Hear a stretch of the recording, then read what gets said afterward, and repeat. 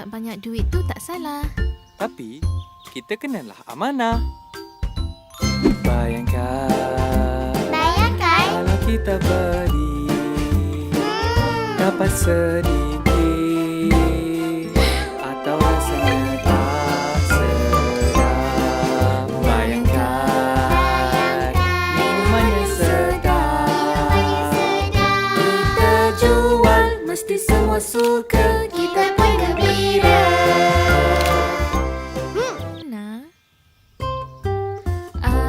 Amanahlah sentiasa bila berniaga. Amanahlah berilah secukupnya. Oh, nak dapat banyak duit tu tak salah. Tapi, kita kenalah amanah. Bayangkan kalau kita beri dapat sedikit atau rasanya tak sedap. Bayangkan minuman yang sedap kita jual, mesti semua suka, kita pun gembira.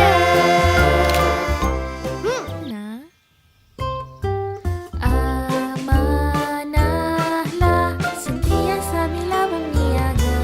Amanahlah berilah secukupnya.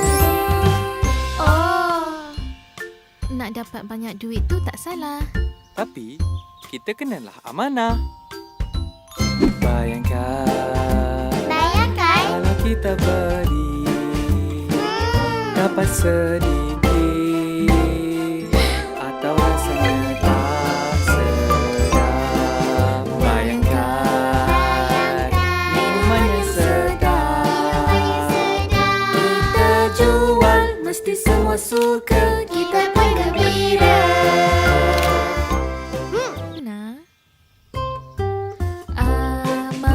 Amanahlah sentiasa bila berniaga.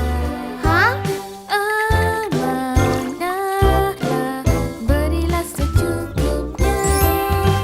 Oh, nak dapat banyak duit tu tak salah. Tapi, kita kenalah amanah.